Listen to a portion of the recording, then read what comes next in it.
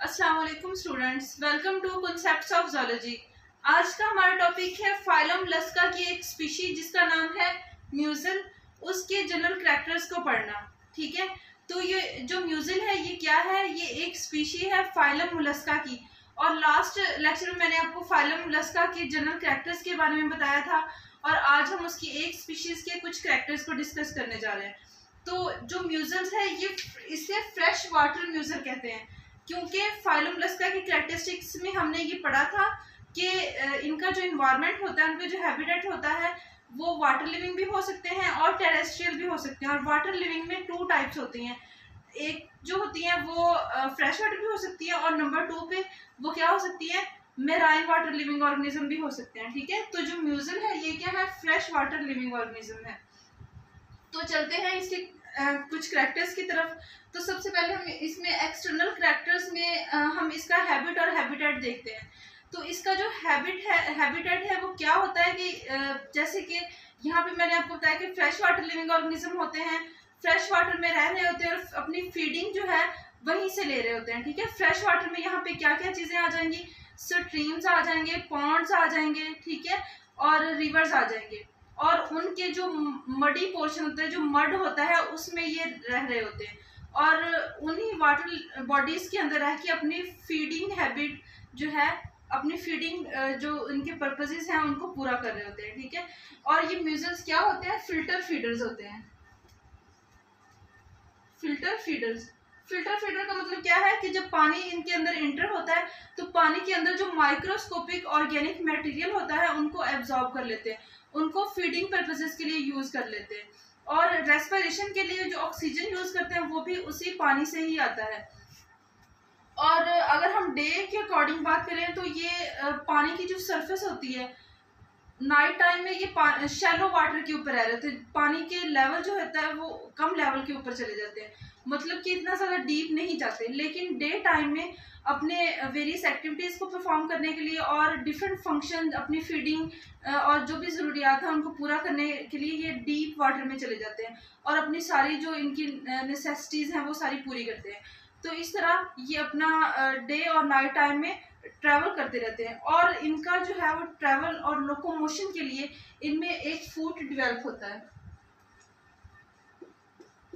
जो कि मस्कुलर फूट होता है, और ये बॉडी की एंटीरियर साइड पे होता है और ये लोकोमोशन के लिए यूज हो रहा होता है। फिर नेक्स्ट हम इसमें देखते हैं कि अगर हम इसकी बॉडी की बात करें तो सपोज ये इसकी बॉडी है, यहाँ पे इसका माउथ है, ठीक है, और यहाँ पे जो है इसमें साइफन मौजूद होता है। ये क्या होगा, ये वो साइफन होगा जहां से, ये वेंट्रल साइफन होगा जहां से वाटर बॉडी के अंदर इंटर होगा। ठीक है, और उसी वाटर में क्या होंगे, इसकी फूड भी होगी, और उसके अलावा जो ऑक्सीजन है रेस्पिरेशन के लिए वो भी इसी वाटर से अंदर इंटर होगी बॉडी के।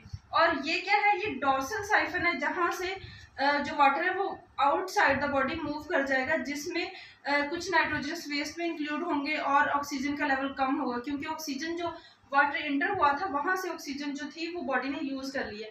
तो इसमें वेंट्रल और डॉर्सल साइफन होता है। ठीक है, ये इसका कुछ फीचर था कि इसमें कौन से पार्ट्स होते हैं। यहाँ से इंटर होने के बाद फूड जो है यहाँ पे माउथ होता है उसकी तरफ ट्रेवल करती है, और फिर माउथ से अंदर डाइजेस्टिव जो कैनाल है वहां पे चली जाएगी, और फिर पूरा प्रोसेस होगा। फिर नेक्स्ट हम देखते हैं कि इसकी शेप कैसी होती है और इसका साइज कैसा होता है। इसकी शेप जो है ये डॉर्सली फ्लैटेंड होता है, फ्लैट टाइप का होता है। ठीक है, और इसके अलावा इसकी जो एंटीरियर साइड होगी वो क्या होगी, ये सपोज एंटीरियर साइड है तो ये कैसी होगी, ये ओवल लाइक होगी। और जो पोस्टीरियर साइड है वो कैसी होगी, पोस्टीरियर थोड़ी नैरो होगी। ठीक है, और इसका साइज जो है वो 5 to 10 सेंटीमीटर्स होगा, 5 to 10 सेंटीमीटर्स।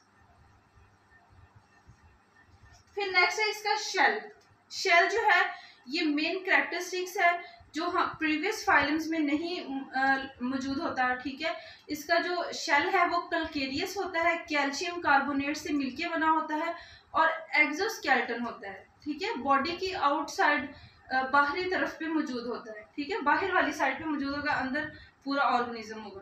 तो इसको हम क्या कहेंगे, ये कैसा होगा, एक्सोस्केलेटन,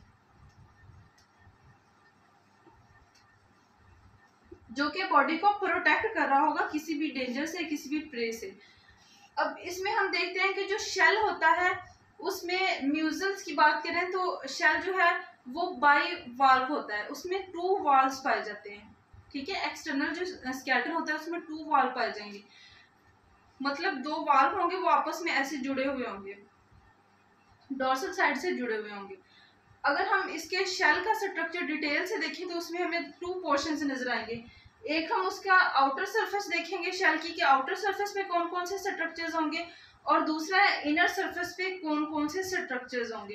तो जो आउटर सरफेस है वो हम यहाँ इस डायग्राम से समझते हैं कि आउटर सरफेस जो है उसमें क्या होगा, उसमें एक मेन जो है वो पोर्शन होगा, एक स्ट्रक्चर होगा जिससे दोनों वाल जो है वो एक दूसरे से अटैच होंगे। सपोज ये एक वाल्व है, ठीक है,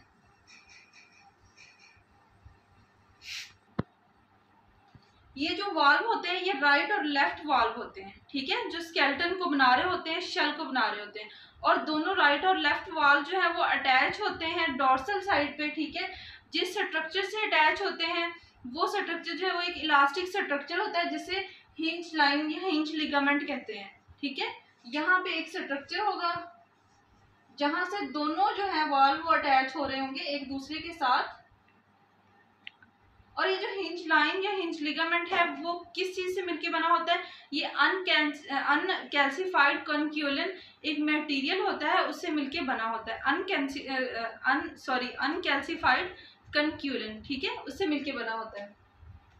फिर नेक्स्ट इसमें हम एक स्ट्रक्चर देखते हैं जिसे अम्बो का नाम दिया जाता है, ठीक है। ये जो स्ट्रक्चर है ये शो कर रहा होता है कि जैसे जैसे ग्रोथ होती है ऑर्गेनिज्म की वैसे वैसे उसमें ग्रोथ लाइंस बढ़ती हैं, ठीक है। मतलब स्केलेटन में ग्रोथ होगी, ऑर्गेनिज्म में ग्रोथ होगी, तो स्केलेटन में भी ग्रोथ होगी, और जैसे जैसे ग्रोथ होगी इसमें फर्दर लाइन से डेवलप होती रहती है, ठीक है। तो इन लाइन से हमें हम अंदाज़ा लगा सकते हैं कि ऑर्गेनिज्म की एज कितनी है और उसमें कितनी जो है वो कितने ईयर्स गुजरे हैं उस ऑर्गेनिज्म को, और उसमें कितनी ग्रोथ हुई है, ठीक है। लेकिन बाजू का क्या होता है, क्योंकि ये वाटर में रह रहा होता है तो वाटर में कार्बोनिक एसिड मौजूद होता है, ठीक है। कार्बन डाइऑक्साइड वाटर के साथ रिएक्ट करके तो कार्बोनिक एसिड बना देती है। कार्बोनिक एसिड जो होता है उसकी वजह से ये डिसॉल्व होना स्टार्ट हो जाता है, डिस्ट्रॉय होना स्टार्ट हो जाता है, ठीक है। तो ये बस का ये वाला जो स्ट्रक्चर ये हमें प्रॉपर भी नजर नहीं आता, लेकिन ये इनमें मौजूद होता है, ठीक है। तो ये सारा कुछ जो है ये किसको रिप्रेजेंट कर रहा है, एक्सटर्नल जो है शेल का एक्सटर्नल सरफेस, ठीक है, उस पर हमें ये 2 स्ट्रक्चर नजर आएंगे। फिर उसके बाद जब हम इनर या फिर इंटरनल उसकी सरफेस देखेंगे तो वहां पे हमें पता चलेगा कि इंटरनल साइड पे क्योंकि ऑर्गेनिज्म मौजूद होता है स्केलेटन के, तो इंटरनल साइड पे कैसे अटैचमेंट हुई ऑर्गेनिज्म की, ठीक है। ऑर्गेनिज्म के जो मसल्स होते हैं वो शेल की इंटरनल साइड पे अटैच होते हैं, और जिस जगह पे अटैच होते हैं वो एक लाइन होती है, ठीक है। यहाँ पे सारे मसल्स अटैच होंगे इस लाइन पे, इसे हम क्या कहेंगे, पैलियल लाइन। यहाँ पे हमें कुछ स्कार्स मिल रहे होंगे, कुछ जो है वो साइंस मिल रहे होंगे मसल्स की अटैचमेंट के लिए, ठीक है। और यहाँ पे जो है वो कुछ और मसल्स होते हैं, जैसे कि ये वाला जो है ये क्या है, एंटीरियर रिट्रैक्टर मसल, क्योंकि ये बॉडी की एंटीरियर साइड है, ये बॉडी की पोस्टीरियर साइड है। तो एंटीरियर साइड पे ये एंटीरियर रिट्रैक्टर मसल है, ठीक है, ये एडक्टर मसल है और ये प्रोट्रैक्टर मसल है, ठीक है। और जो पोस्टीरियर साइड पे होंगी वो क्या होंगे, पोस्टीरियर रिट्रैक्टर मसल होंगे, पोस्टीरियर एडक्टर मसल होंगे, ठीक है। जो पोस्टीरियर पे होंगे उनको हम पोस्टीरियर का नाम देंगे, और इनका फंक्शन क्या होगा कि यहाँ पे जो है क्योंकि ये एंटीरियर साइड है तो यहाँ पे फूट मौजूद होता है, ठीक है। ये क्या है, फूट है जो कि लोकोमोशन के लिए यूज हो रहा है, बॉडी को मूवमेंट करवा रहा है, ठीक है। लेकिन सिर्फ फूट ही इंक्लूड नहीं होता मूवमेंट के लिए, बल्कि मसल जो है वो रोल प्ले कर रहे होते हैं बॉडी की मूवमेंट के लिए। मसल जो है वो कंट्रोल कर रहे होते हैं फूड को, ठीक है। कैसे कंट्रोल कर रहे होते हैं, जो रिट्रैक्टर मसल होता है ये क्या करता है, फूड को पुश इन करता है, बॉडी के इन साइड पे पुश करता है, तो इस तरह क्या होता है कि पुश इन और पुश आउट फूड की वजह से जो बॉडी है वो आगे की तरफ मूवमेंट शो करता है। ठीक है, तो ये सारा था इसका शेल। ठीक है, और कुछ जनरल कैरेक्टर्स फ्रेश वाटर म्यूजल के। तो आई होप कि आपको अच्छी तरह से इसकी समझ लगी होगी। अगर कोई क्वेश्चंस हों या कोई क्वेरीज हों तो आप कमेंट सेक्शन में पूछ सकते हैं। Thank you for watching.